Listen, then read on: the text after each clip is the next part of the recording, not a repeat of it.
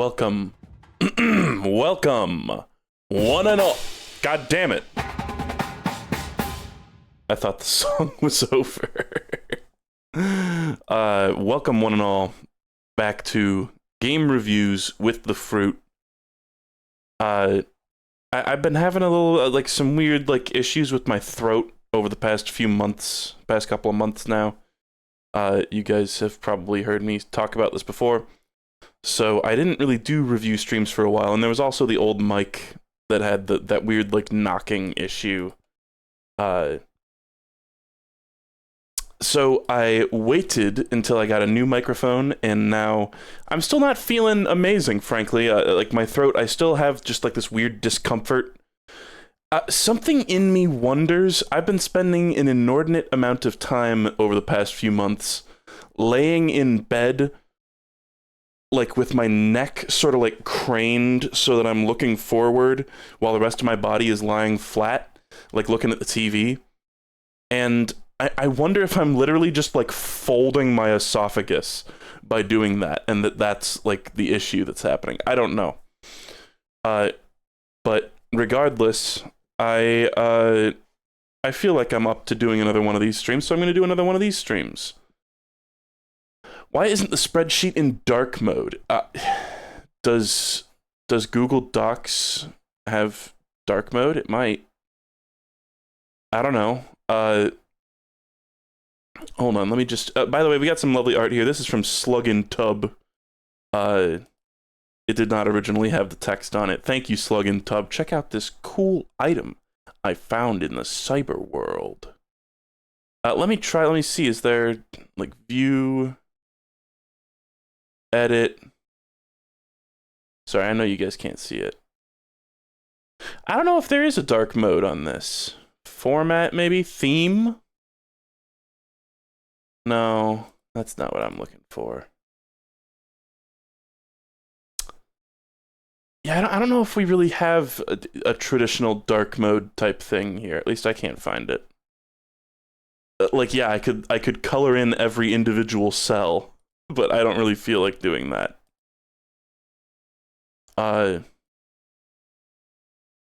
So, invert colors on OBS, but no, I have the color ranking. Can I even do that? Maybe I can. That'd be funny, wouldn't it? Hold on, filters. Color correction. No, I don't know off the top of my head how to do that. To anybody who hasn't joined us, I always have to give the spiel at the beginning of these streams, because there's always going to be new people, because I always take such a long time in between these. This is a spreadsheet of every game that I've ever streamed. I've even added a little segment at the bottom of some games that I haven't streamed, but I've played recently. I guess Overwatch isn't exactly recent, but games that I think I'm probably not going to stream, but that I would like to give a little review for, since they're recent in my memory. And in fact, I guess I'll wait till I'm done with all of Ace Attorney Chronicles. I did finish the first game in that collection. There's 2 games in it. I'll wait to add that, though, because I'm not done with that. 1 second. I had to snort. So we got these on here for later. I'm not going to do those today, though. Today, our plan is to get some new games that I streamed recently. Basically, I'm just giving short verbal reviews of these games and giving whether or not I recommend it and a number score. And I will remind you that you're not really supposed to think too hard about the number score. It is just, the number is supposed to indicate my personal level of enjoyment with a game. It's not meant to be an objective, this is objectively how this ranks in the, legions of games that exist out there. It's just meant to be my own personal take on games. And, yeah, I think that's all the information you really need to know. There's also, I'm not going to play music in the background. I'm going to be listening to, I believe, ASMR, probably here. I invite you guys to listen to this while you're doing something else, while you're doing chores or whatever, or put on your own music in the background, or play a game while you're listening to this or whatever. This is not meant to be a stream that you sit there avidly staring at the screen for, because it's basically just going to be this. So, starting off, oh yeah, and there's a couple games here that are still ongoing. I still need to finish Pikmin 269. So I'm not going to review games until I've finished them, or given up on them. So, did I miss him reviewing, what is this word? D's? What is D's? Is that like a new release? I haven't heard of that game. No, I didn't even play that. What is D's? IDK. IDK. Good answer. Okay, let's just start off. Enough talk. Pikmin 4. What a banger of a game.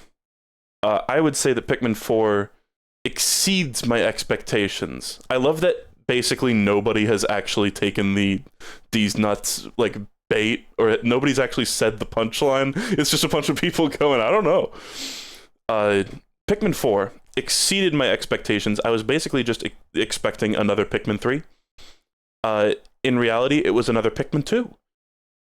For better or for worse, and, definitely not a direct comparison, but a lot of things that were in Pikmin 2 got carried over to Pikmin 4, such as the caves. I think a lot of the systems that they carried over from Pikmin 2 were improved. For instance, the whole time stops when you go into a cave thing was always strange to me. I enjoy the balance change that they basically nerfed caves a little bit, but I don't mind.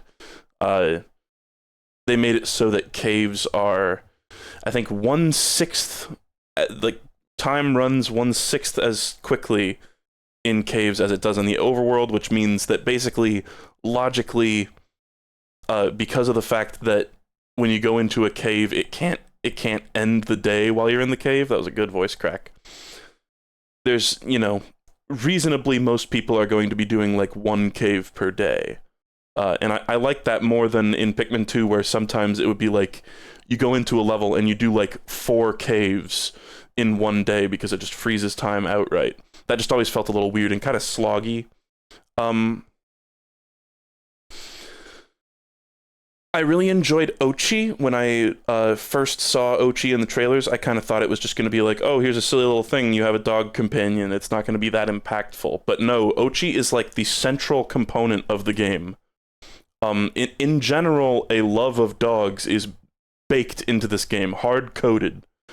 Somebody pointed out to me after I was done with the game that the names of the main characters are even meant to be references to dogs.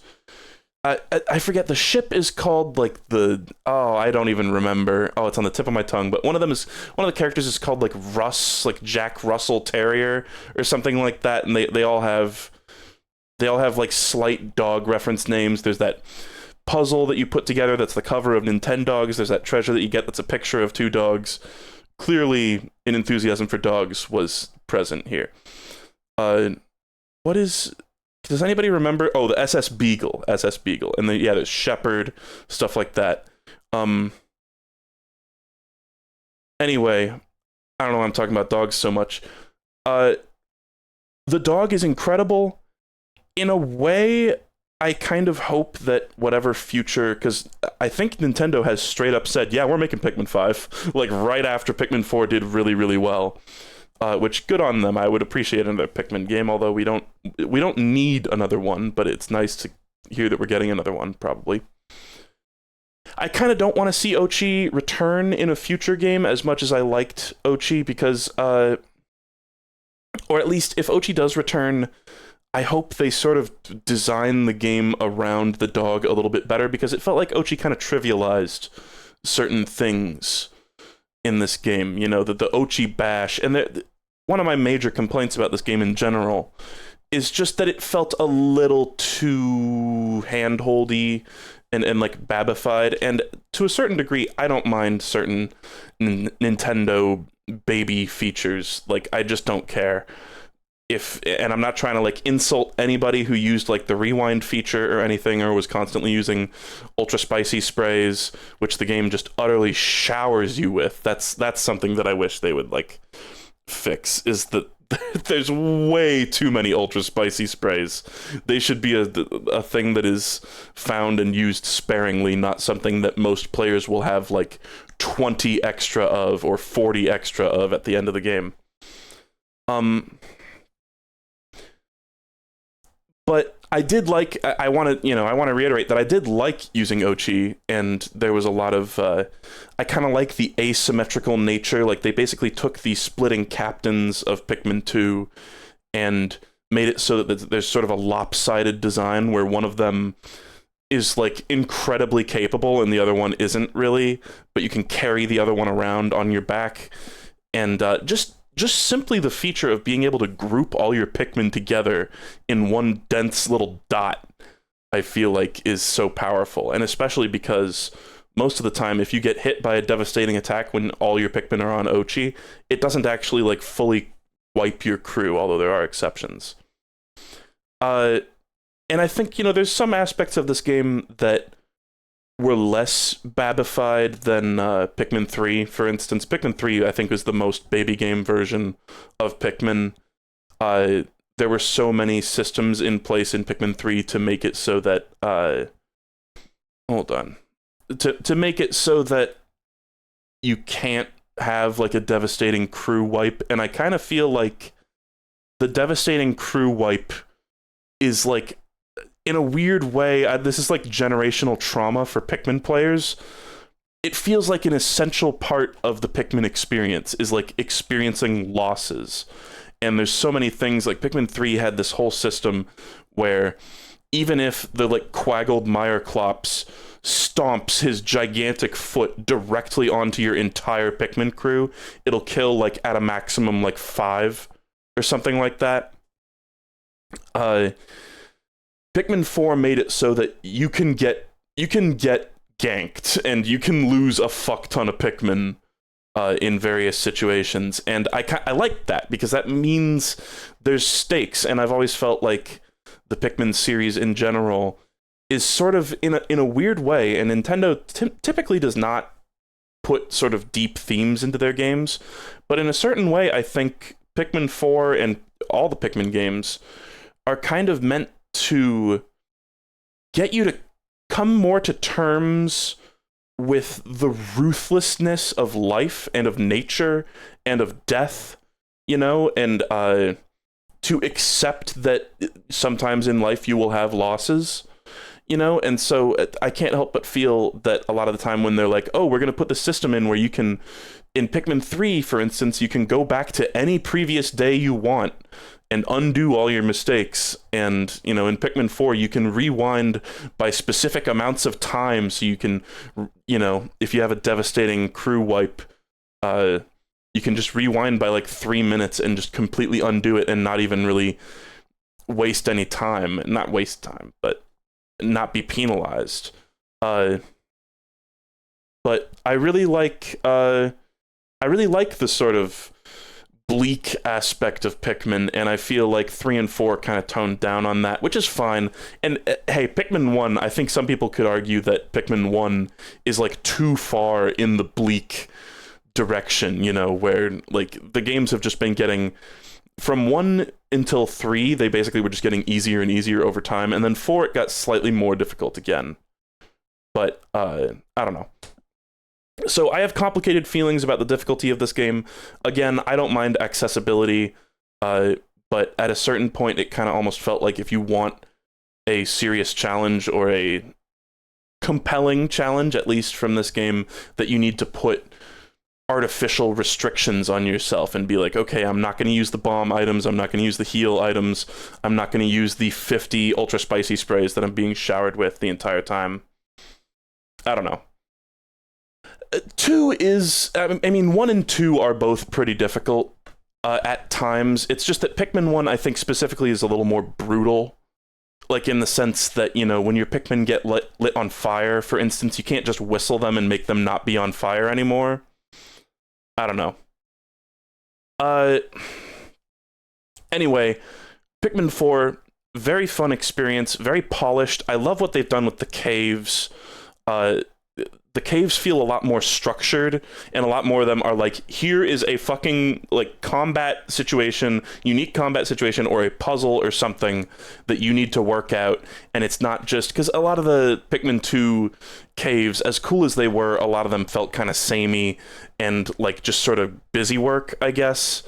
And especially with the fact that there were slightly randomly generated elements to Pikmin 2's caves.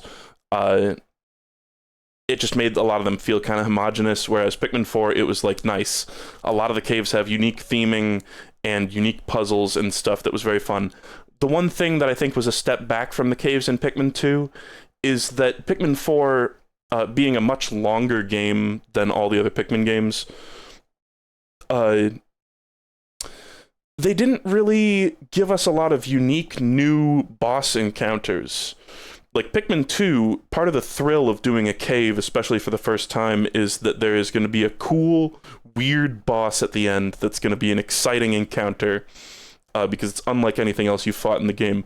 Whereas in Pikmin 4, there was like a small handful of caves that had cool, unique boss at the end, and then most of them, it was just like, I've seen this enemy before. This is my same gripe about like Elden Ring, where I feel like games that reuse their enemies and bosses and content a little too much can feel like they're spread kind of thin.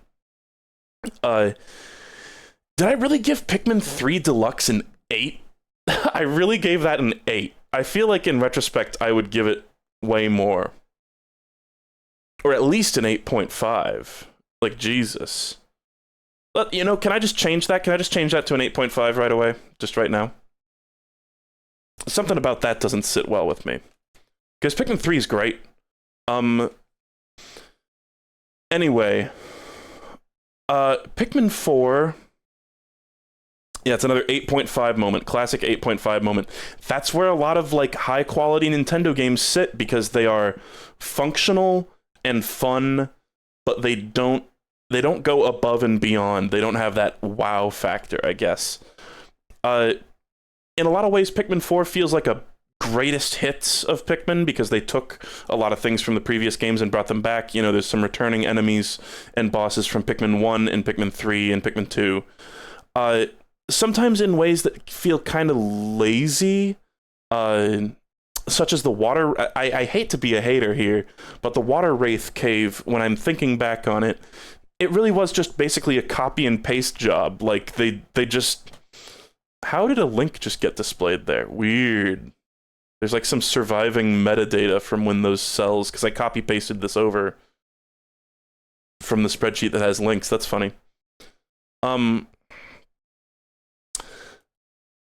I didn't really, like, the Water Wraith Cave, I was kind of like, we're just doing the Water Wraith unironically again, like the exact same thing. It just felt like maybe you could have expanded on this, or not included it, or something. I don't know. It's fine that it's in there, but some of those things, and like the Puff Stool shows up, but it doesn't actually make Puffmin, and I don't know. Some of the things that they brought back just felt kind of underwhelming, where it was just like, oh, we're just doing this again. Cool. Let's see, is there anything else I want to talk about with Pikmin 4? It was incredibly fun, though. The Dandori challenges are, like, where this game shines. And I think the way that this game tries to, like, rewire your brain into being a Dandori freak is incredible. So, by the way, definitely recommend. Might even be an excellent entry point to the series.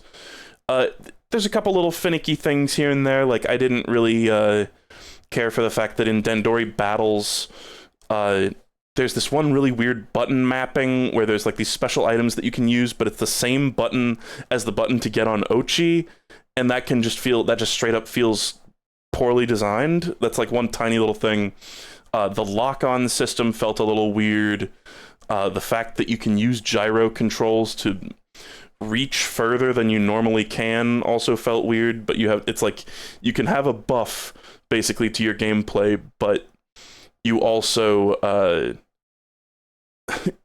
have to deal with motion control, like gyro aiming. I don't know.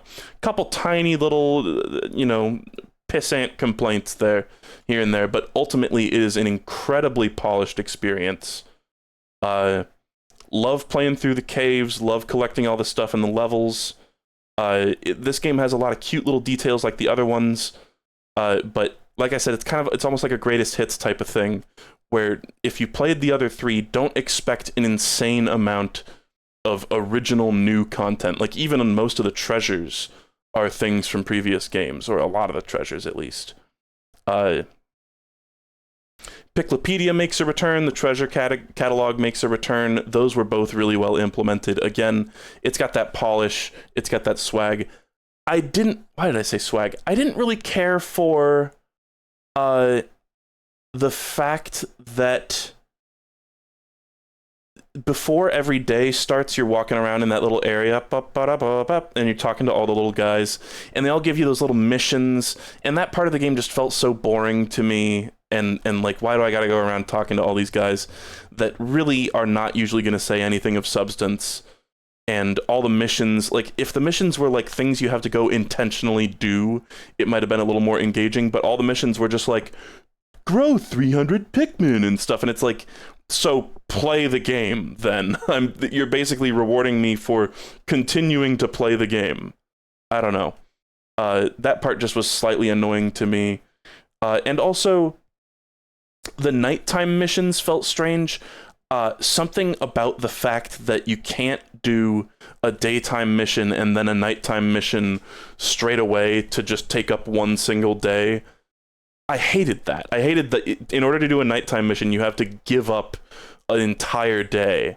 That just felt wrong to me. And I know, it's like your character's got to sleep and stuff. And it's like, yeah, whatever. It just felt wrong. Something about that felt wrong. But the nighttime missions were cool too. Glow Pikmin were neat. They're basically just a more powerful version of Bulbmin. And I did enjoy the nighttime missions, although the first like big handful of those were just so mindlessly easy that it was like there was no challenge whatsoever, and it started off really boring. And in fact, this game in general starts off really boring. Word of warning to anybody looking to play this game as an entry point to the series: the first like couple hours of this game are going to have like kind of really slow tutorial parts that feel like they could have been done better. Pikmin 2 has the exact same problem, I think, and Pikmin 3 to a certain degree. So just keep all that in mind, but it was incredibly fun. This game's also eye candy. It just looks beautiful, especially for a Switch game. And it runs really well. The load times are kind of shit, but it's worth it, and it's better than the game running poorly. I think that's about all my thoughts on it. Again, I loved those Dandori challenges. Those were some of my favorite parts of the game, and they made me appreciate the collection aspect of Pikmin gameplay in a new way that I had never appreciated before, I guess. Okay. 9. Let's give it a 9. Fuck it. I think I'd like to give it a 9. It also doesn't have like anything too crazy in the story aspect. I kind of dislike the weird soft reboot alternate universe thing that they did. I do enjoy the whole plotline where it's like, this is like an alternate universe, and it's not an alternate universe where Olimar failed. It's an alternate universe, and also Olimar failed. Does that make sense? I didn't really like all the stuff where they're like teasing. They're like, oh, here's like the relatives of the characters from Pikmin 3. And I'm like, why are we doing this? What is the actual significance of this besides making, thank you phone, besides making me go, oh, I know those characters. I don't know. Did somebody else go live? Who's live? Is it Mike? Let's see here. Mike is playing Lies of P. And he spelled it like pee, like urine. Very funny. Yeah, I don't know. The story stuff I didn't really care about, but man, the gameplay, like just in terms of pure gameplay experience, it was so satisfying. and compelling. I think compelling is really a good word to describe the gameplay in Pikmin 4. And not enough games put a bunch of effort into making you care about doing well in them. And Pikmin 4, I think, does that. I think it really excels at that. So, yeah. I think it's missing a couple of sort of, in a weird way, rough edges that give the other games a little more personality, I guess. But in terms of just the pure gameplay, it is extremely fun. So Pikmin 269 we're going to skip for now. Okay, this is going to be real quick. We Love Katamari Reroll plus Royal Reverie. Can I just to get it out of the way, why did they do this Royal Reverie thing? Like, okay, you're going to remake the game, you're going to port it to the Switch. Awesome. Why did you add, like, okay, you added content to this remake, this like port of the game. That's awesome. Why does it have to have the plus Royal Reverie in the title? Like, if it just had the extra content, then that's fine. Don't make it sound like this is some like Bowser's Fury bullshit. The Royal Reverie is 5 fucking levels that are not even like entirely new levels. They're just like bonus levels that reuse some of the maps from the main game. Like, it's just a weird, like, I don't mind the extra content. The extra content was cool. The levels were interesting, even though I think some of them I didn't even complete because they were quite challenging. I just don't get why they put that in the title. That was just such a strange move. And I think one of the things that this series struggles with in America especially is that people don't know what the fuck it is, and adding this reroll plus Royal Reverie bullshit in it is just going to make it more confusing to people who don't get what Katamari is, which sucks because Katamari is amazing. Yes, I would recommend this, definitely. I think I'm going to give it the exact same score as the original because it is basically just an incredibly good, solid port of the original. A fantastic game. I think it's missing just a tiny bit of emotional resonance that Katamari Damacy had. Does Katamari... Hold on. In official listings of Katamari Damacy Reroll, is Reroll capitalized? Oh my god. It is. I gotta fix that. And I gotta fix that on my normal spreadsheet too. We like to have accurate titles here. Anyway, We Love Katamari is fantastic. It's an amazing follow-up to Katamari Damacy. It's got... I remember when I reviewed the original one, I was like, oh, the soundtrack's not quite as good. It's amazing. The soundtrack's fucking amazing. And the game looks... I think the game has aged incredibly well. The gameplay is, as ever, extremely satisfying. There's lots of fun, interesting gimmick levels. In this one in particular, Damacy had a couple of gimmicky things, but We Love Katamari went absolutely ham with the gimmick levels, and in a really satisfying way, in a really cool way. So can't recommend enough. Damacy and We Love Katamari are both fantastic, and they are both available on like Switch and PC now, which is amazing. The ports are great. Liked the new levels, even though it, again, wasn't a lot of content. I just feel like this one has a little more of a silly, frivolous tone, and I know they're both pretty silly and frivolous, but this one is a little more silly in a way that made it a little less emotionally resonant. That's all. Okay. How have you finished Salty Bet? Does it say that I finished Salty Bet? Where is that? Down here? Yeah, that's a little silly. I guess I should really say open-ended there. Is that... Do I capitalize the E? No, I don't. I really should say open-ended. A lot of people are like, oh, he got banned from Salty Bet. And I did, but that doesn't mean I can't use it anymore. I think maybe I considered it finished because I got like 5 million salty bucks or whatever, and I was like, that's a satisfying amount. I have not been unbanned. I don't think I'm ever going to get unbanned. I'm just going to, if I do more Salty Bet in the future, which I would like to, I will just use an alt account. I'll have to make an alt. Okay, but We Love Katamari reroll was amazing. Moving on. If you'd like a little more detail in that review, please see my original review for We Love Katamari. Okay, Deltarune.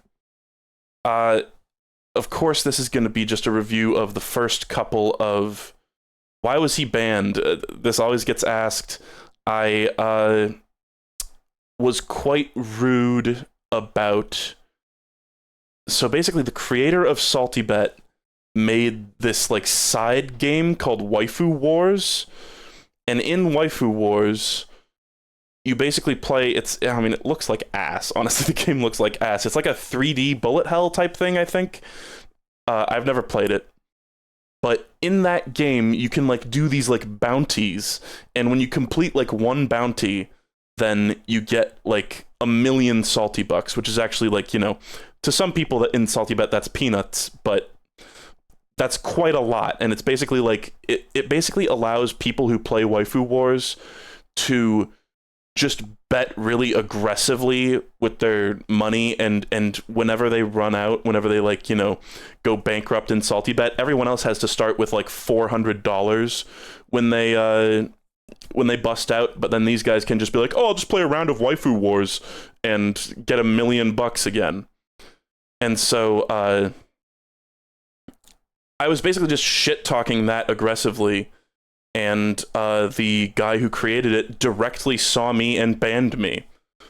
So that was no good. Anyway, enough talk. I've explained that so many times, but I get why people ask.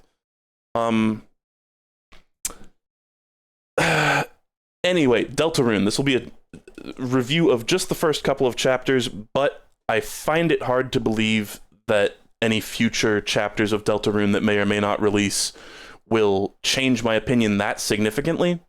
Can you imagine if the rest of the chapters of Deltarune just sucked ass? Like if they were just terrible, that'd be very upsetting. But basically, Deltarune just feels like more Undertale, and I'm very happy with that. It's, of course, visually a little more complex. The graphics aren't quite as rudimentary as they were in Undertale, and, you know, some of the battle systems have been expanded upon in a very satisfactory way. It's still a relatively very simple RPG, but it's got that little extra element of, like, strategy, what with the, like, Asriel sleep spell and stuff like... Not Asriel, Ralsei. And it's got a very good story so far. Very lovable, fun characters. Great humor. I think one of the best things about Undertale is just the pure comedy. I saw a few people saying that Chapter 2 in particular was like a little too memey and like trying too hard to be funny. I didn't feel that at all. I just thought the game was genuinely really funny.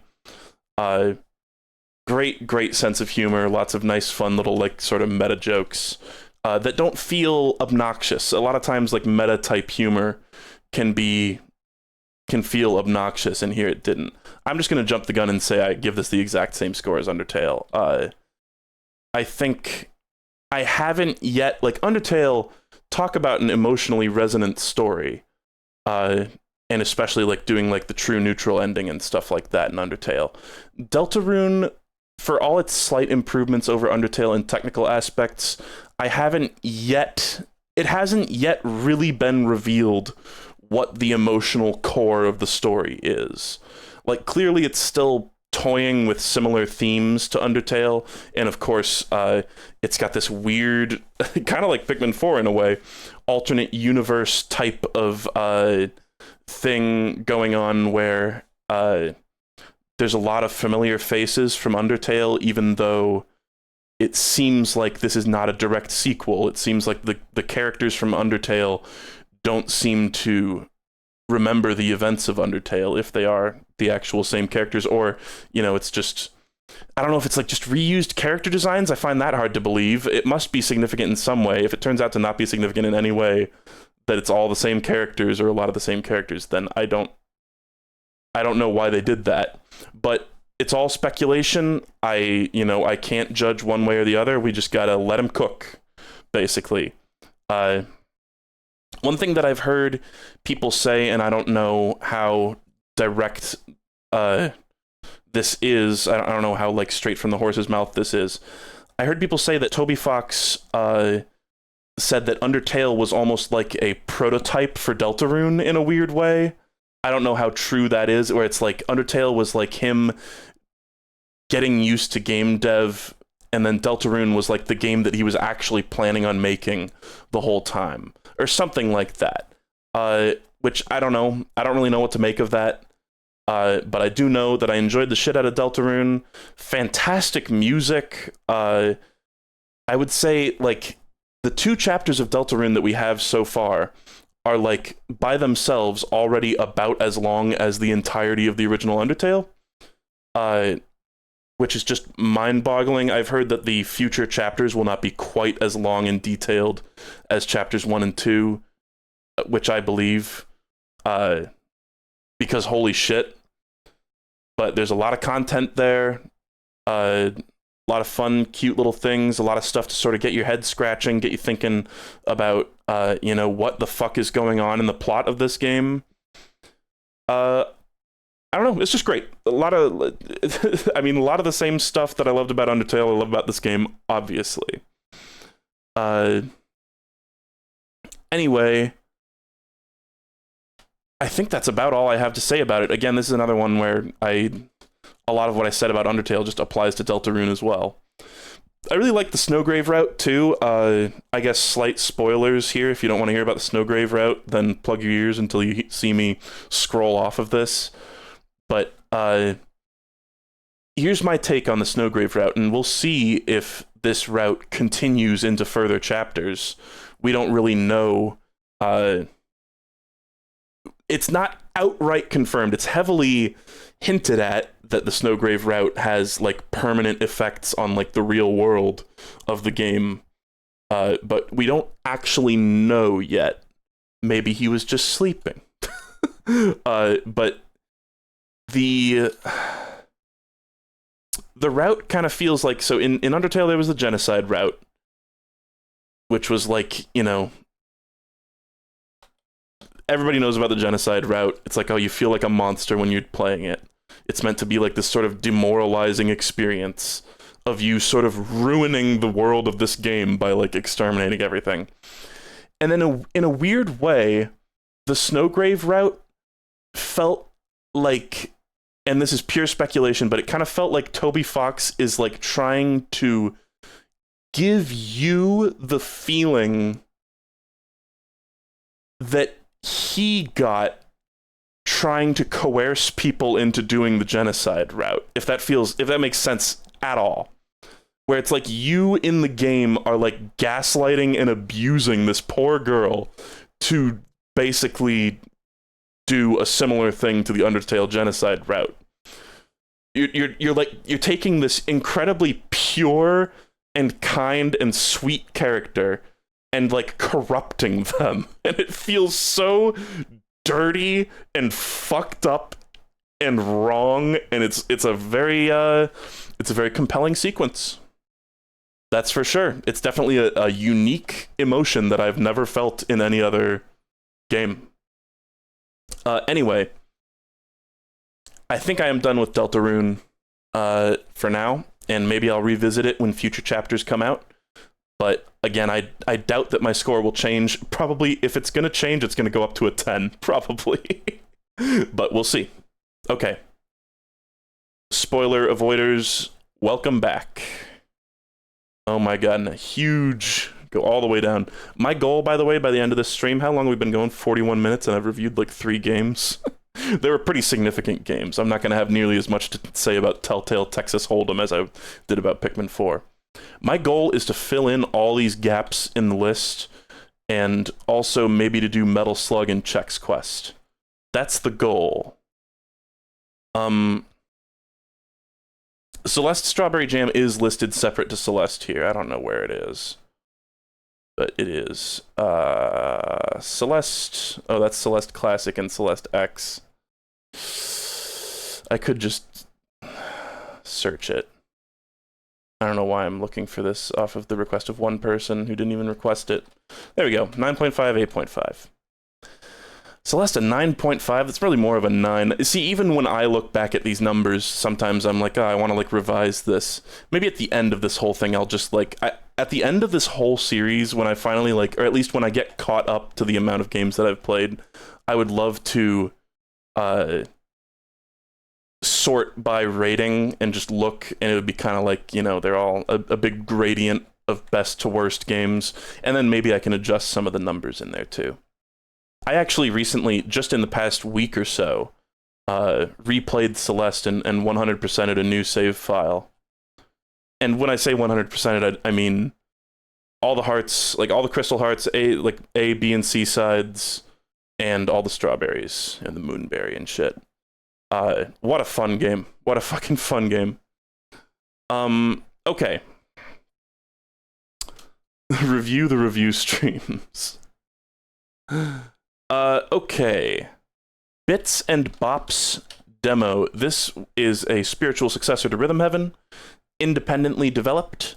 It is, of course, a demo, so take what you will from that fact. It may not be reflective of the quality of the entire rest of the game, but we will see. I kind of figure it's probably going to be a really long time before we get the rest of the game, but I could be wrong. This was immensely fun and charming. One of the things that really struck me about this game was the fast, like in the trailer, it said something about like, oh, lightning fast response times. And I was like, what a weird thing to say. I feel like I've never heard a game brag about responsive controls. Like that's just a given. But then no, when you play Bits and Bops, it like blew my mind. Yeah, chat saying it. The inputs feel like they read your fucking mind. I totally agree. It puts, yeah, it goes, the inputs go into the past. They like time travel. It really is shocking how instantaneous the inputs are, and especially after I've never actually played a Rhythm Heaven game on actual hardware. So I've always had to deal with a tiny, tiny little bit of lag, even with ones that didn't really feel laggy at all, like Rhythm Heaven Fever. But with Bits and Bops, it was like, damn, I kind of had to like readjust my brain so that I could cope with the lightning fast response times. It really was lightning fast and incredible. The mini games themselves, I think there was only, 3 in the demo? There was, the seal, the hammer, and the birds, I think. Maybe there was one other. They were all extremely fun, extremely cute, very well-drawn graphics. I think the spirit of Rhythm Heaven lives on in this game. And when I saw the trailer for this, I was kind of like apprehensive. I was like, it's probably not. Oh, excuse me. I actually just threw up in my mouth a little bit. It was just a burp that like brought some. Oh my god. As I'm like gushing about this game, I puked in my mouth a little. That's just how good it is. It's so good. I think truly the spirit of Rhythm Heaven lives on in this game. They really did a great job capturing it. Just the structure of the games, they're nice and simple and satisfying, while also having, some slightly challenging moments. They got like, every once in a while, it's got to have like, you got to have like the tricky offbeat note and stuff like that. And there's tons of cute little visual quirks to keep you interested. Because I think something that Rhythm Heaven can kind of not fail at, but sometimes Rhythm Heaven can be a little visually boring to look at. That feels so rude. That's so wrong. But like, sometimes there's not a lot of variance in like the visuals of a minigame, I guess. I'm thinking about like Tram and Pauline and shit like that. Bits and Bops seem to really nail the like, okay, we're going to have a simple concept, we're going to mix it up, we're going to, add some complexity, but we're never going to go too far. We're going to have these really cute concepts, really cute graphics, well drawn, well implemented, well programmed, great response times. It was fantastic. I'd give this like a 9, this demo. And would recommend, but, also you could just wait until the game comes out, because it's probably going to be great if it ever comes out, because it's a Unity game. RIP. Okay. Telltale Texas Hold'em. This is the spiritual predecessor to the Poker Night at the Inventory series. Instead of having licensed characters from a bunch of different pieces of media and even forms of media, it just has 4 original characters. The game is very old and jank looking and has a lot of rough edges, I think. But I was able to enjoy it in sort of an ironic way, especially as a fan of the Poker Night at the Inventory series. And, in sort of a B game, kusoge type of way, I was able to enjoy this. And in fact, maybe some of you will know, I'm blanking on the name. Isabel was telling me about this guy who, reviews things, and he has this rule that if he ironically enjoys something, the number score is, in the negatives. And I thought that was a really cute system. Not that I'm going to do that here. Fuck no. But that's kind of the enjoyment that I got from this one, is, it's funny how old and jank it is. And it's also very interesting to see the humble beginnings of what I think was a great series. Underappreciated series, even. 1 second here. Do you have a link to see this whole thing anywhere? Yeah. Hold on 1 second. I don't know if it's gonna, share. Copy link. Copy that. That's not the right thing. Here, I'll paste it in chat. Because we have a link to the spreadsheet without the scores. This is the spreadsheet with the scores, so you can take a look at that. If you are watching this on the VOD channel, I try to put it in the... Oh, I see a bunch of people joining the room. If you are watching this on the VOD channel, I try to include a link to this spreadsheet in the description as well. We've got quite a few viewers for a review stream. 188, usually these streams do not have great viewership at all. But I think you're the best viewership. You, sitting at home right now. Okay. Telltale Texas Hold'em. I don't know. I'm going to say no on a recommend, but just take it from me verbally right here. That it is funny. It is funny to play this game because it's just kind of crusty. The crust on the voice lines, the weird attitudes and names of the characters. It has a strange dreamlike quality to it. But, in the end, it's a bad poker simulator, basically. But you can see the roots of the ideas that really worked and shined in the Poker Night at the Inventory series. I'll give it a 5. How about that?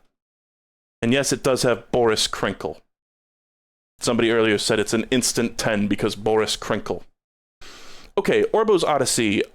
This was a very recent release. This game was immensely fun. Definitely not a perfect experience. And that's understandable, seeing as the developer of this game basically made this game as a little side project while working on bigger things. I think they said that literally they needed more funds to make their game, so they made this little side thing to get some dosh. But it doesn't feel like a cash grab in any way. It's just a fun, neat little game. Neat little third-person platformer where you can shoot your character around like a bullet and sort of ricochet him off of the ground in this really sort of satisfying and fun way that's very, very fast-paced. I think aesthetically the game's a little all over the place in a way that kind of feels intentional. it definitely feels like a game that was just made as like a fun little like passion project by the creator. Like I said, it doesn't feel like any sort of cash grab or anything, any sort of manipulative business practice. It's just a neat little game with a really, really fun core movement system, kind of in a similar way to Exo 1. I think that's like the closest comparison that I would have, even though, you know, this game and that game are pretty different, but interesting, fun, speed-based platformer with cool, fun momentum physics. I don't know. Let me get it right out of the way. I would recommend this, but it's certainly not a perfect experience. Let's see. Let's keep listing the good before I go into the bad. The soundtrack is pretty great, even though it is all... I was like wondering, I was like, oh, how did they get this soundtrack? It's like, sounds really good for just a random indie game. It's all royalty-free music. So they just, like, there's no official Orbo's Odyssey OST, because it's not an original soundtrack. There's just a playlist of like a bunch of royalty-free breakcore music, and the music that they got sounds great. I mean, you know, there's some great royalty-free music out there. You ever heard of a little guy called Kevin MacLeod? Kevin MacLeod? However the fuck you say his name, dude's a legend. And he makes royalty-free music. So I found the soundtrack really enjoyable, even though it was mainly just generic breakcore jungle type beats. And I think the movement system is like really incredibly fun. I would love to see another game that has like the exact same movement system as this game. I think in terms of the negatives, it kind of felt like some of the missions in this game are just kind of nothing, especially upon replaying the game. It almost feels like if you want a real challenge out of this game, you should try to speed run it. Like, that's the real challenge. Because there's a lot of things where it's like, you know, collect like 200 of these little like purple things, and they're just like kind of sitting there. There's no like enemies or obstacles. You just grab them, and then that's it. And then you get the Super Mario 64 star, and that's it. You get the gear part. Some of those missions just felt a little underwhelming to me. Like the one where there's the guy who's like, oh, bring me the radioactive cake. And then he doesn't actually say the radioactive cake. He says like a hat or something. But then it's just, okay, you go downstairs, you go down to the lower level, you smash a crystal, you bring it up. He goes, that's not the right one. You smash another crystal, you go up, that's not the right one. You go down, you smash a crystal. He's like, oh, that's the right one.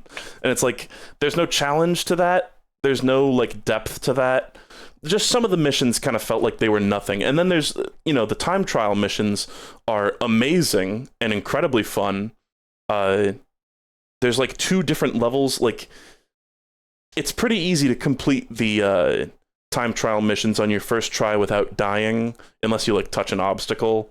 But then there's the green times, which are like, you know, decently tricky to get. And then there's the dev's best times, which I could not, like, when I kept playing this game off stream a little bit, and I could not come anywhere fucking close to the dev times. The dev times are ridiculous. But neither the green times nor the dev times are required to complete the game, so take what you will from that. But the dev times felt like fucking impossible to me. I have not beaten a single one of them. I've not gotten within like 3 seconds of that. Anyway, it was a very fun game, a little rough around the edges. It had a nice sense of humor. There was some stuff that felt like it was like lore pertaining to the creator's other works that made 0 sense to me, because I had no context and I was not interested in that stuff at all, just because I didn't understand it. But at its core, the game is incredibly fun. It's got some kind of nothing missions here and there. I enjoy the fact that the entire game is about constructing a robot arm so that you can open a door. That's very funny to me. Just the broad strokes of that. And there's lots of little funny touches in the game, too. There were a lot of parts of this game that made me laugh. I want to be clear on that. So, yeah, I'd give it like, I don't know, that movement system is so fun. It's quite a short game, and it feels a little anemic in terms of content sometimes, because there are some things that just are like, go here, okay, you win. So dev time is just the current any percent record. Yeah. Anyway, it was really fun, though. This was a lovely little, just like play it in an afternoon, bite-sized little game for a reasonable price. I think it was like, what, like $6-7 maybe? For a nice, solid, like, hour and 45 minutes of really fun gameplay. Final boss was really fun, too. I kind of wish there were more sort of boss-like encounters in it. I don't know, I want to give it like a 7.5, maybe? Fuck it, let's give it an 8. Just give it an 8. Okay, Silent Hill is still ongoing, so I'm not gonna rate that one, even though I'm pretty near the end. So sadly, that is gonna be... Bikman and Silent Hill are gonna be gaps that are gonna be left here.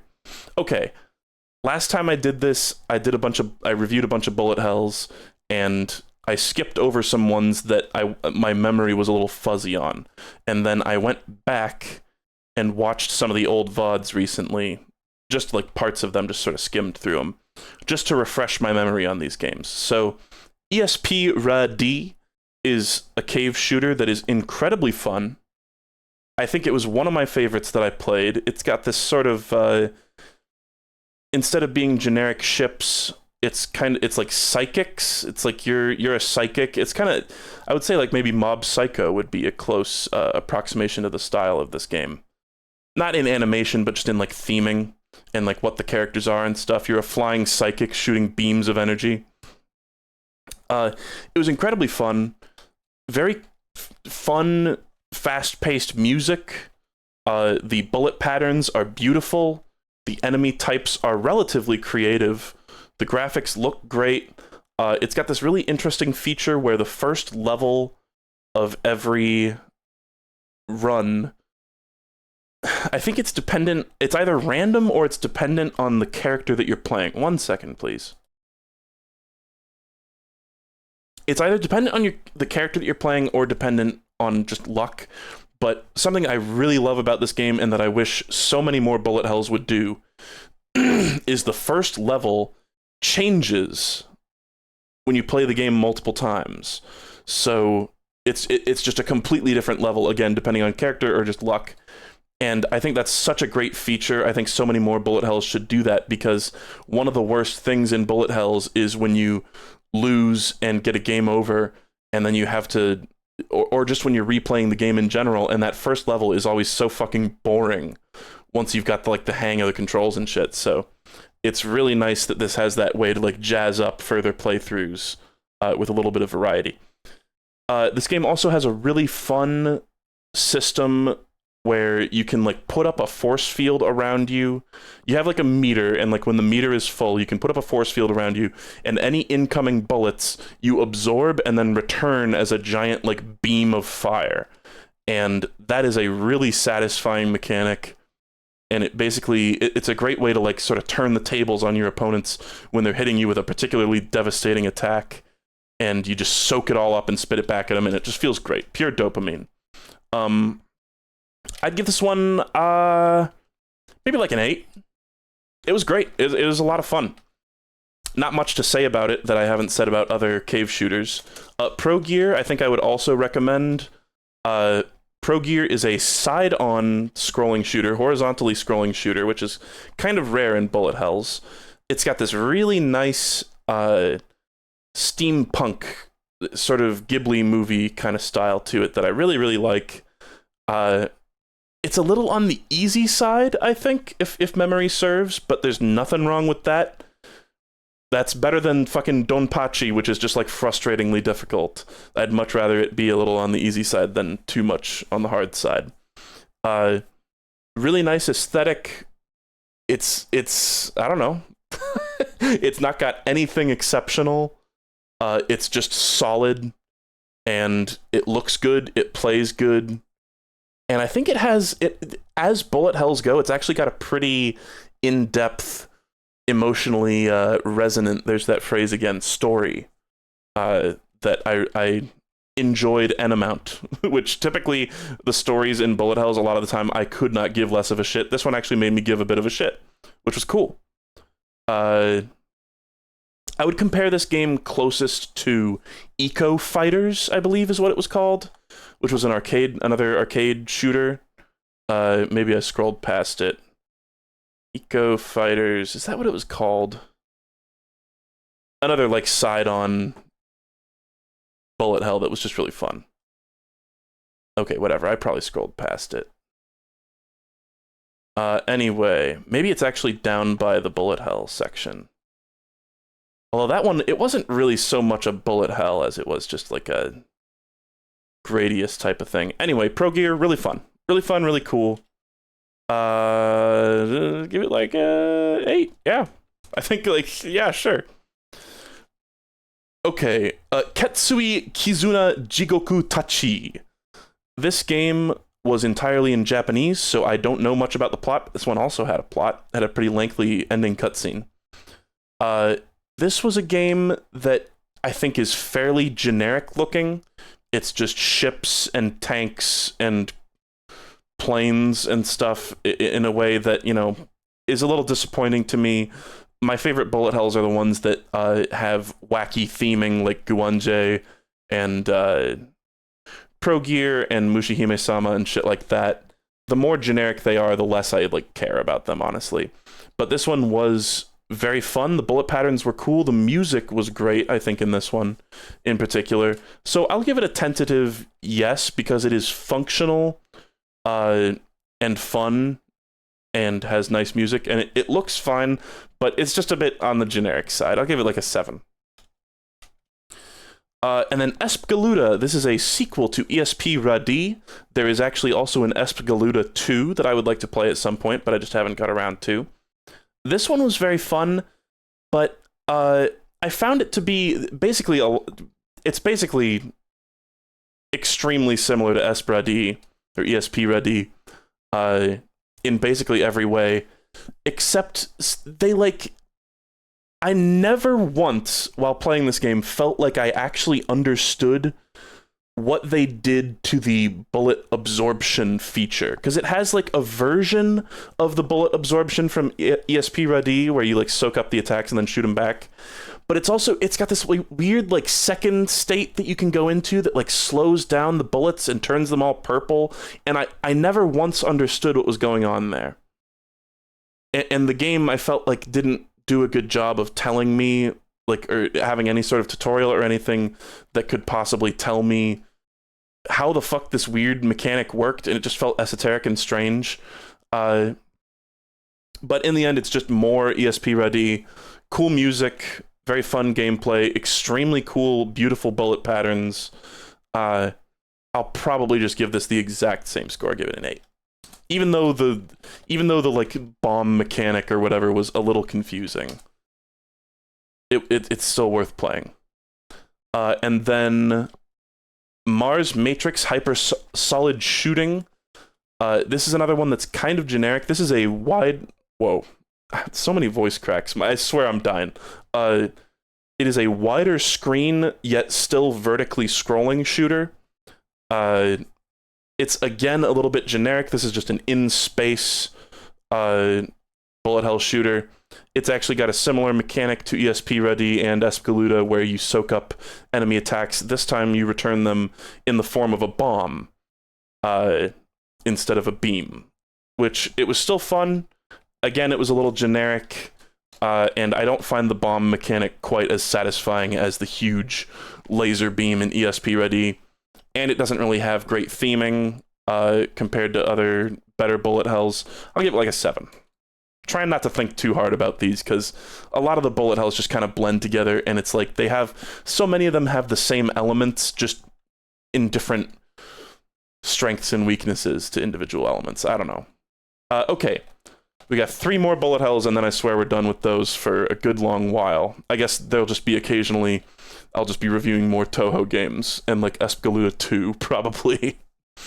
Okay, Toho Yoyomu. Perfect Cherry Blossom. This one was very fun. I would probably put this one right on the same level as Scarlet Devil.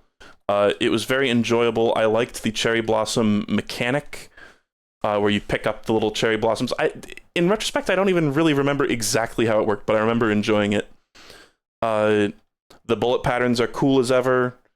The Zun's art is as shit as ever, and I could not care less about the plot, which Toho is one of those series that is a lot more front-loaded with dialogue and plot than other bullet hells, which is kind of a downside, I think.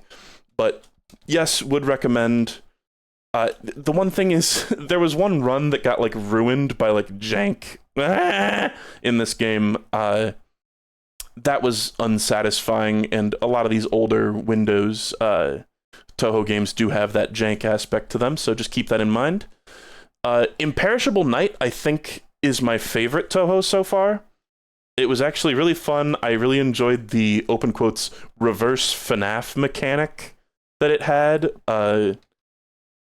That was just extremely cool to me, the way that, like, when you beat a level, a certain amount of time passes, and when you die, a certain amount of time passes. And if time, or it's like when you use a continue, and if time passes past a certain point, the game instantly ends. Like, right away, it just boom, credits. And it's so funny.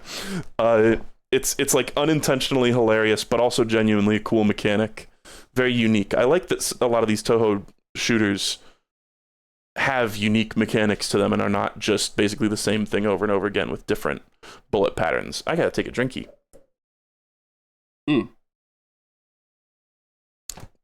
I also just thought generally that the the boss fights and the bullet patterns were at their coolest in this one.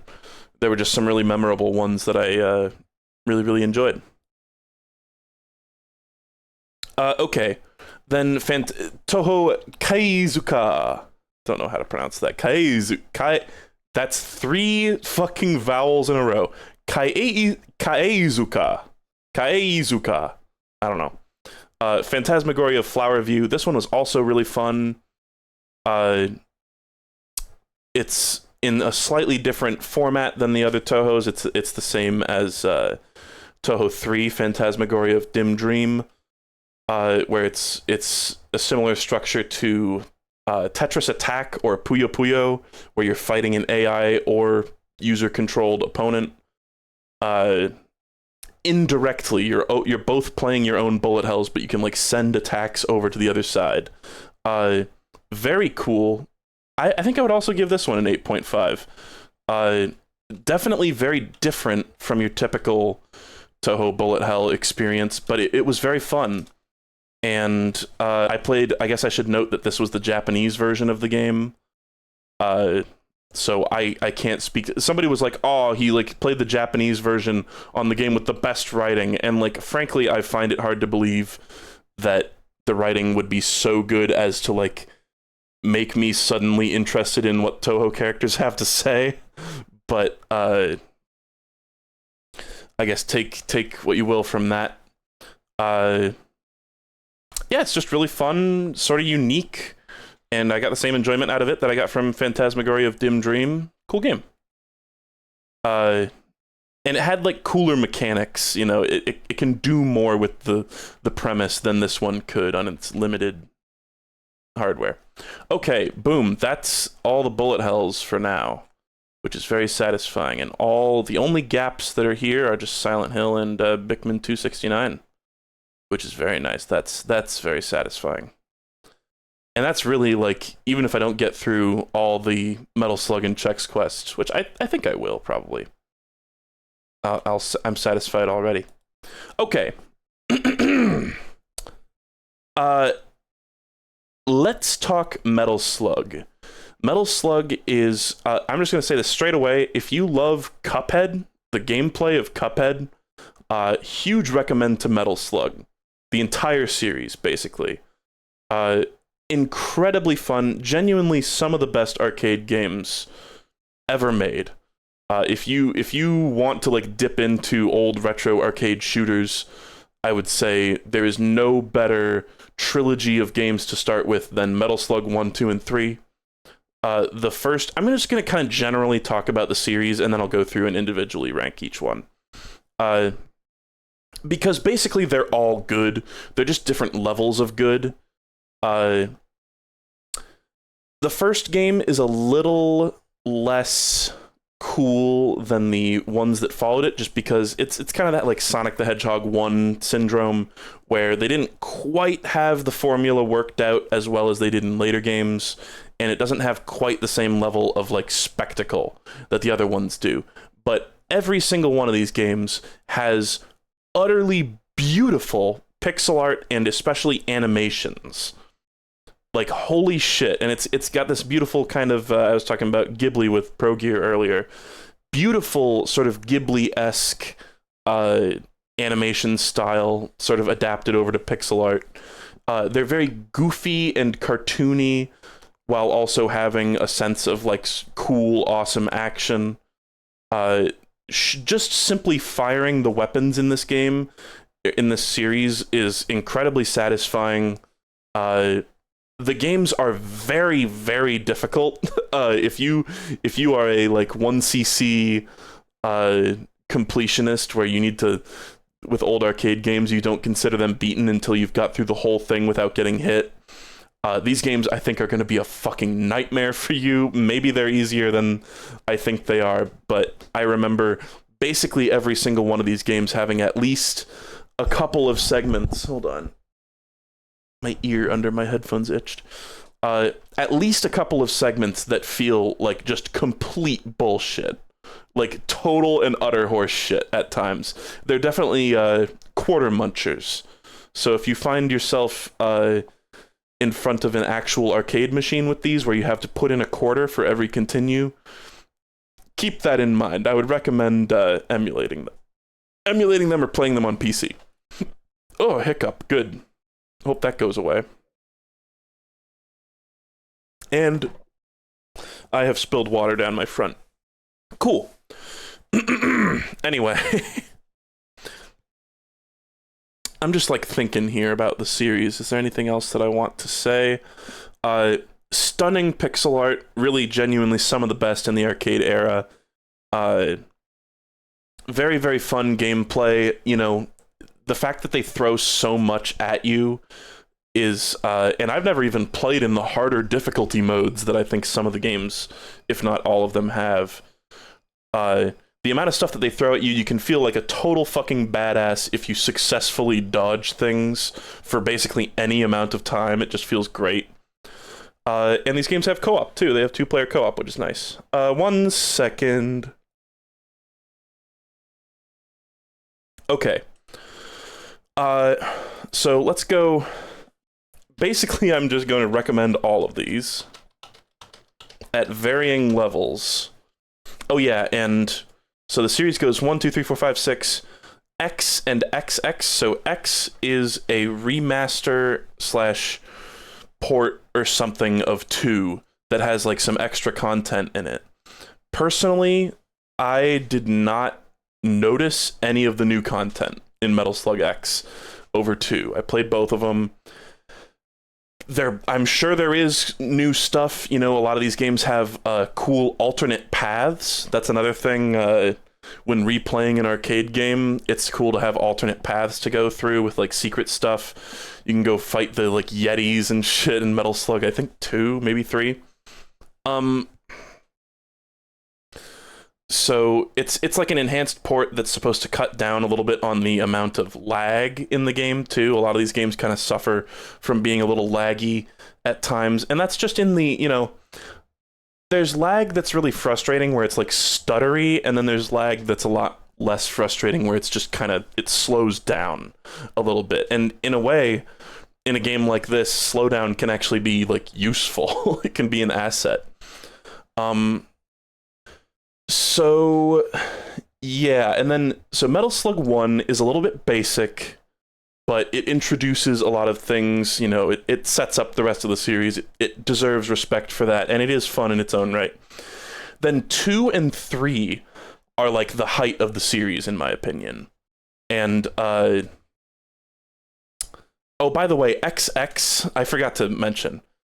XX is a enhanced port of 7, which was originally exclusively a Nintendo DS game with like slightly compressed, weird looking graphics.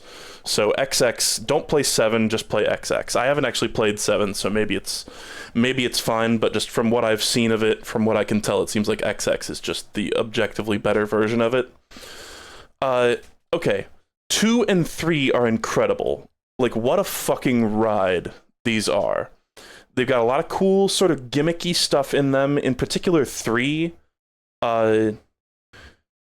just has some whack shit. Like, the whole thing, there's this incredible part, I guess, slight spoilers for this arcade game.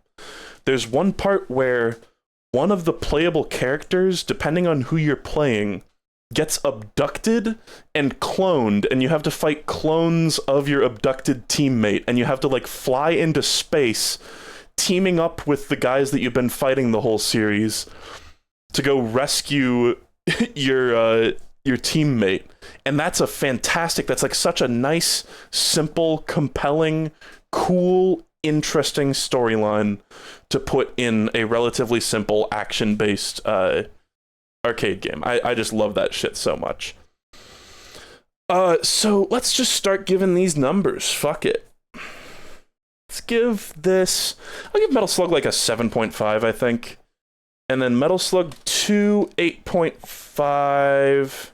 Metal Slug 3, I genuinely would give like a 9. Then Metal Slug 4, basically, here's a little bit of history here. Dev history. Metal Slug 1, 2, and 3 were all made by like roughly the same group of people. And then, for whatever reason, a ton of them left SNK. I think they were laid off. I think they got fired for whatever reason. But they might, maybe some of them voluntarily left. I don't know the full story. Whoa, stop. Basically, Metal Slug 4 was made by a largely different team than the original 3 games, and is what we call an asset flip, where they took a bunch of assets that were created by the old dev team and used them in this game, and it has very little, if any, original assets created expressly for this game. Like, there's definitely boss encounters and stuff that are original to this game, but I don't know if they, like, maybe that was like work in progress stuff from the old guys or something. So in that sense, it kind of feels less cohesive and more, it almost feels like a ROM hack, like a compilation Metal Slug game where they just took a bunch of pre-existing enemies and stuff and sort of repurposed them. And in that sense, it kind of feels like a bit of a letdown. It feels like a weaker entry. The gameplay design is a little weaker too. It's a little on the easy side, which I guess is fine, but it's a little boring at times, I guess. I would probably rank this like a 7. I would say it's probably the weakest in the series. But again, still an enjoyable game. And if you find yourself, again, I would say I recommend Metal Slug 1, 2, and 3. If you are still thirsting for more after that, I would basically just recommend play 4, 5, 6, and Double X, and you'll be happy. You will be satisfied at the end of that.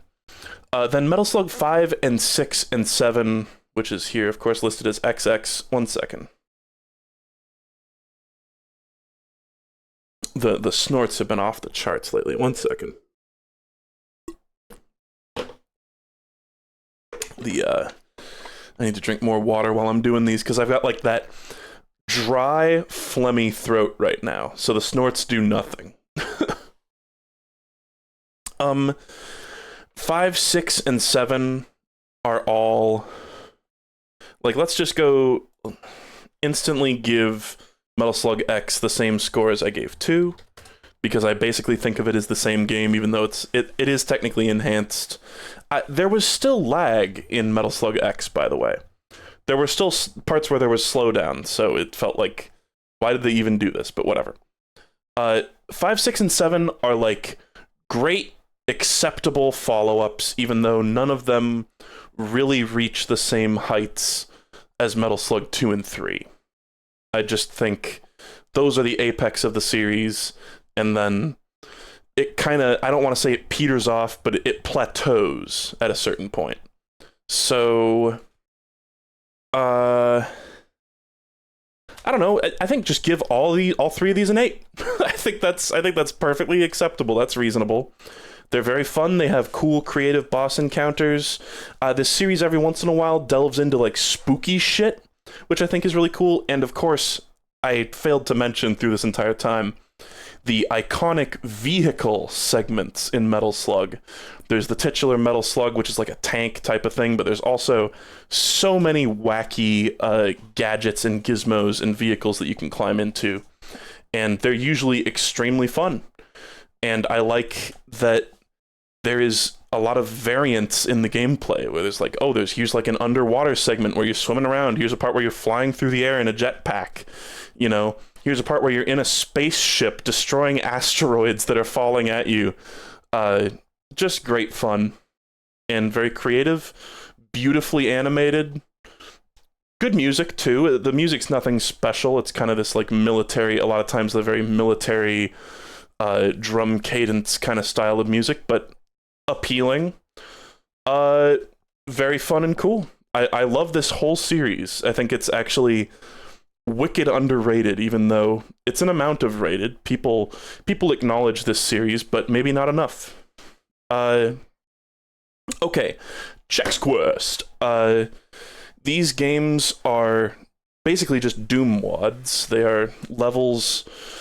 I guess slight history lesson here. At one point, there was, I don't know the exact story, but the company that makes Chex, what are they? I don't even remember what they call their like main thing, but like the Chex cereal and Chex Mix. I think Chex Mix is the word I was looking for there.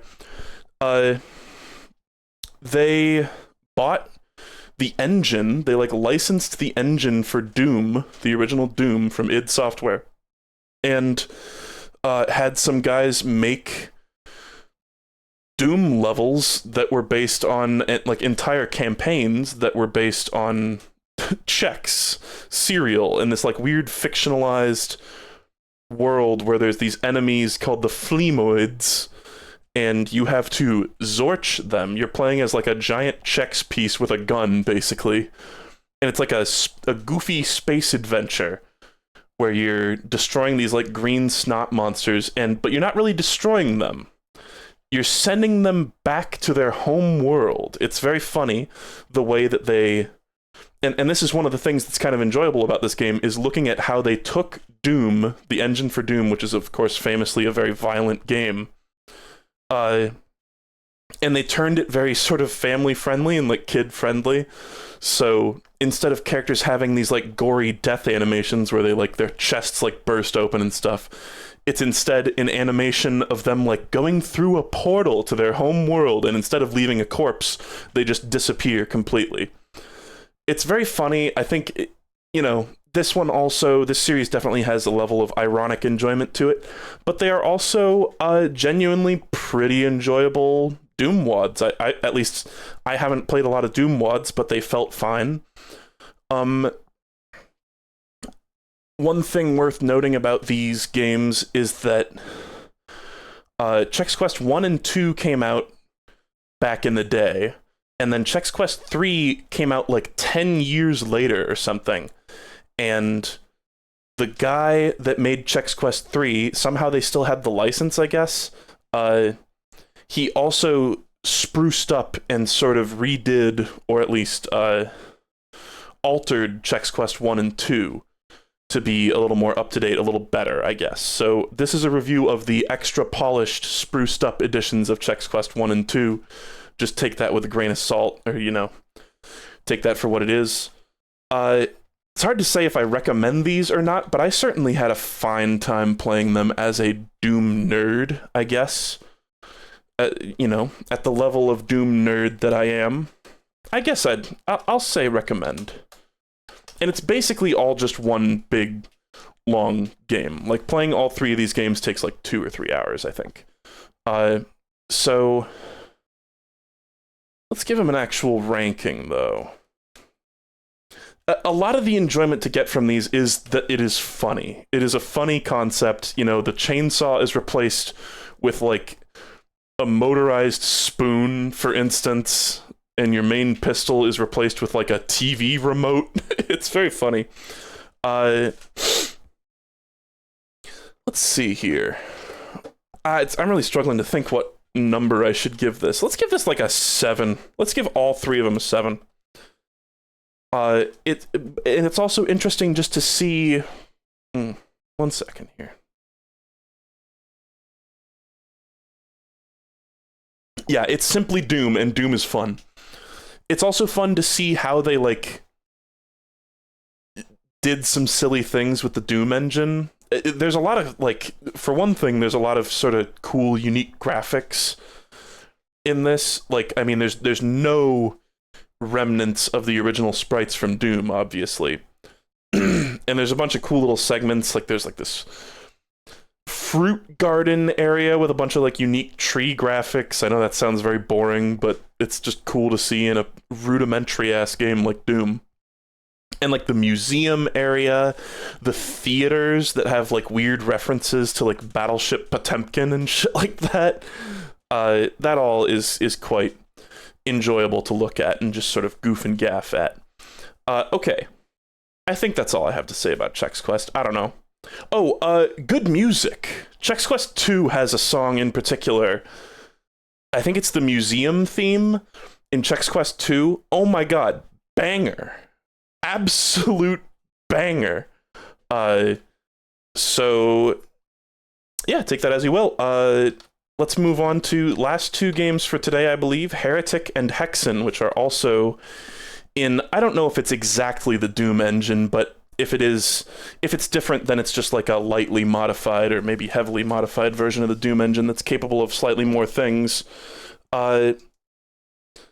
These didn't work for me quite as well as even Chex Quest did. These are both a small series of like, it feels weird calling Hexen a sequel to Heretic because I don't think they have a lot of connecting plot threads. I don't even know if does Disparal even show up in Hexen? I didn't play very much of either of these. I played like a tiny 1-stream quick look at both of them, so I didn't get super into them. It is like a medieval fantasy type version of Doom where you're casting spells instead of shooting bullets. And I just don't think that works quite as well. Like, there's just something about it that doesn't really click for me. I think a lot of times when you're using sort of a standard fantasy setting type of vibe, it has to be really exceptional to like get me personally invested in it. I'm just not a huge fan of that kind of like style where you're fighting like gargoyles and Taurus demon, oh my god. You're fighting like bull men, what are they, minotaurs and gargoyles and shit, and I just didn't quite like it as much as other Doom types, even fucking Chex Quest. I genuinely think I'm gonna rate both of these lower than Chex Quest. Heretic, I think, is a relatively straightforward one. Even Heretic has some sort of weird inventory RPG type aspects to it, where you like pick up items and use the items, and you can like fly around, and there's like a bunch of weird effects. I think they kind of unnecessarily complicate what is, in the end, a really fun, simple formula with the Doom engine. And just something about it just doesn't work for me. That's all. The music wasn't like great from what I can remember either. And it's just kind of this like dreary tone to it that I didn't really care for. So I'll give, but it is still like, again, it is in a lot of ways just reskinned Doom, and Doom is to a certain degree fun. It just feels like it's like a wet blanket has been placed over Doom. I'm gonna give this like a 6.5. I don't think I would recommend it. Nope. And then Hexen, I think I actually liked way less than Heretic. Hexen was a very confusing, like, it's definitely a very ambitious game. I appreciate that they tried new things with it. It has this sort of like huge Gruntilda's Castle-esque hub world, and then a bunch of sub-worlds that all feature a lot of like hitting switches and backtracking and solving little puzzles and stuff in a way that it just felt so... It's very bumble heavy. You're bumbling around trying to find things. And when I played Doom, I was like, oh, the worst part of Doom, like classic Doom, is when you hit a switch and then you hear like a mile away and you're like, oh fuck, what random piece of wall, what random door just opened like across the entire map from me. Now I'm gonna have to like go bumble around and try to find it. That one level, Limbo, or is it called Limbo or Limbo of the Lost or something? I think Limbo of the Lost is a game. Didn't like it. It was like Hexen. Hexen was like the aesthetics of Heretic, which I didn't really like, and the gameplay of Limbo from Doom 1, which I definitely didn't like. The one thing that I think redeems Hexen is it has a lot of sort of what do they call them? Like Doom cutes type of stuff. There was some very cute, like there was a room that was like, oh, this room is full of ice, and the ice is like crumbling away under your feet. And there was a part where like there was like a big, again, ice. There was a big pillar of ice that I had to like melt, and like a key came out of it. There was some cool stuff that they did with this expansion of the Doom engine, and that was neat. Both Heretic and Hexen have acceptable, like cool looking pixel art, I guess. And a couple of cool weapons. I don't remember which one has the gauntlets that like zap. I think that's Heretic. But those are cool. That's kind of this game's version of the chainsaw, or Heretic's version of the chainsaw. There's some cool things here and there, but mostly I found them to be really sort of dull experiences, and Hexen was dull and frustrating and boring. So I don't know. I'd give it like a 4.5 maybe. And, you know, let's just stick it up with a 4. I don't care. Not the best, but definitely interesting. I think I don't regret doing a one-off stream of both of these, because they were definitely interesting to look at, if only just to see how they fall short of Doom. Okay. Let's finish up here. I think we're done. An hour and a half. My throat is dry, and I've been talking for too long. And next stream, folks, I think, unless I change my mind, there's a possibility I will actually skip over this segment, but I've been waiting ages to do just a full stream talking all things From Software. Just, you know, the ones that I've played. So, the Kingsfield games, Dark Souls, Bloodborne, Sekiro, Elden Ring. I would just love to sit here and talk super in-depth about these games, so...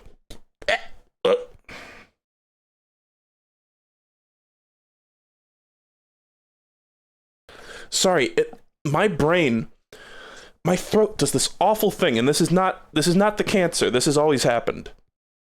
Where if I get, like, dried up phlegm in my throat, I, like, start to puke. Somebody said it's his evil coming out. My throat, it'll be like, oh, there's like dried phlegm. Oh, gag reflex, go. And I'm like, no, stop. Okay, anyway. So next time, I think I will try to do all of these, and I'm really looking forward to that. I think that'll be a lot of fun. I won't have much to say about the Kingsfield games, but what most people consider the main FromSoft catalog should be really fun to talk about. One sec. Last snort of the night. Shall we go raid Mike playing Lies of P? Which, by the way, speaking of FromSoft, Lies of P, I've actually heard it's getting pretty good reviews. It looks fun. I don't know if I would check it out, but looks cool. I'll probably actually watch Mike for a while. Right after this. Okay. Hope you guys got a kick out of that. No, you did not miss Danganronpa. I'll talk about Danganronpa another time. We'll see. And we're getting pretty fucking near the end of this list, which is very satisfying. This is one of the longest running series. I think this is actually the longest running series, unless you count like Flash games, I guess. Definitely up there. Definitely like top 5 longest running series on my channel, just because I always take so long to do more of these. But we truly are in the home stretch now. Like, there's probably going to be stream talking about FromSoft games. Then there's probably going to be, like, I'll do the Humongous Entertainment games and the PopCap games probably in one stream. And then there will probably be one stream that's just me talking about the entire Street Fighter series, which will be quite satisfying. And then maybe a bonus one talking about this little bottom segment. We'll see. We'll see how I end up doing that. None of that is set in stone right now. And with that, let's go see if Mike is still streaming. I assume he is. He usually streams for quite a long time. He is currently fighting Mad Donkey. Oh my god, Mike's hair. Interesting. Oh, you guys can't hear him. Okay. So looking forward to this series being set to the point where I can just do a new one every couple of months and just review a bunch of games that are fresh in my mind instead of having to look back at old VODs and remember what the fuck these games are like. But let's go watch Mike. He just died to Mad Donkey. Jabrani Mike. Okay. Hope you guys had a fun time. I always love doing these, even though they take a toll on my voice. Oh, man, Simple Flips is doing Gary's mod too. Too late, though. Oh, I could have gone and raided Gaijin Goomba, guys. Remember Gaijin Goomba? Hell yeah. Oh my god, Gaijin Goomba is playing a Doom game? Doom Randomizer Shitpost Realism 2. Oh, Realism 2, I've heard of that one. Okay, whatever. We're not going to raid Gaijin Goomba. Let's go watch Mike play Liza P. Looks like a cool game. Hope you had a nice time. I know I did. Lots of love.